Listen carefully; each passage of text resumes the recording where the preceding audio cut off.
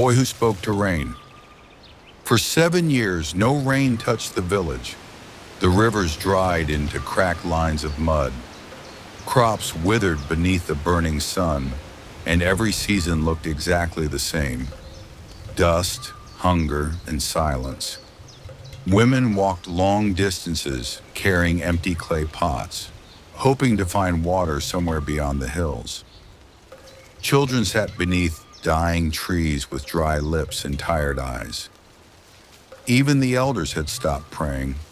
People began to believe the sky had abandoned them forever. Among the villagers lived a quiet boy named Tano. He was different from the other children.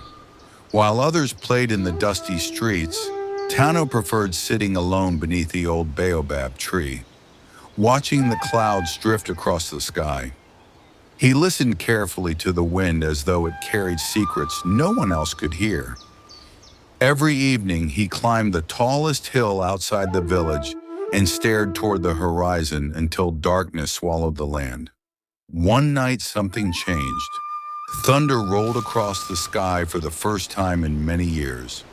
The villagers rushed indoors in fear, shutting doors and covering windows. But Tano remained outside, standing beneath the dark clouds as cold wind brushed against his skin. Then he heard it, a whisper, soft at first, almost hidden inside the wind. "Tano!" The boy looked around, his heart pounding.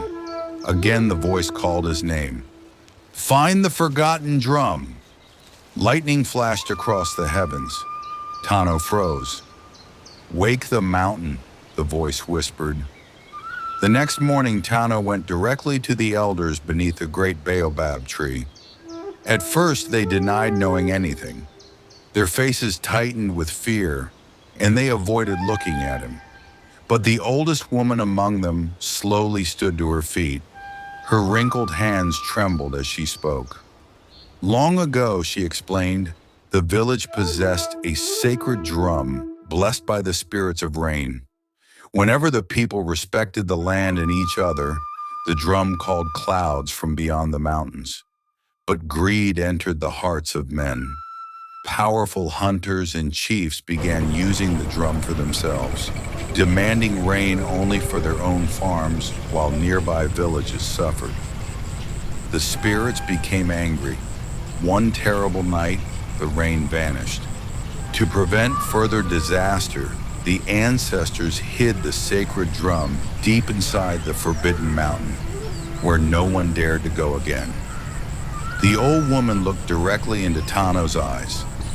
"If the spirits truly called you," she whispered, "then perhaps the land has chosen." Before sunrise the next morning, Tano left the village alone. Dust swirled across empty farmland as he walked toward the distant mountain. Dead trees stretched across the land like skeletal fingers. The air felt heavy and strange. But Tano was not truly alone. His younger sister, Sira, secretly followed behind him. Hours later, they reached the Forest of Echoes, an ancient place where every sound returned in strange whispers. Their footsteps echoed between the trees. Even their breathing seemed to belong to someone else. The deeper they walked, the colder the air became. Then they heard drums, slow, distant, boom, boom, boom. The sound seemed to come from inside the mountain itself. As night approached, they finally reached the entrance to a massive cave hidden beneath stone cliffs. Standing before it was an old blind guardian wrapped in animal skins and beads. Though his eyes were white and clouded, it felt as though he could see directly into their souls. "Why should the sky forgive your people?"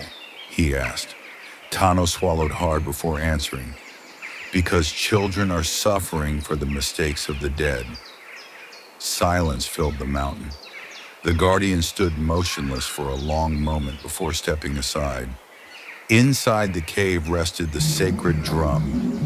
It was enormous, covered in ancient carvings and thick layers of dust. Symbols glowed faintly across its surface like sleeping fire. Tano slowly placed his hand against it. The mountain trembled. Small rocks fell from above as deep rumbling echoed through the darkness. The boy lifted the heavy drumstick beside it. Then he struck the drum. Boom! The sound exploded through the mountain like thunder. Outside, birds burst into the sky. Again, Tano struck the drum. Boom! Dark clouds gathered above the land. Wind roared through the trees. One final strike shook the earth itself. Boom! Lightning split the heavens. Then, for the first time in 7 years, rain began to fall. At first it came gently, then harder and harder. Water poured across the cracked earth as villagers ran from their homes in disbelief.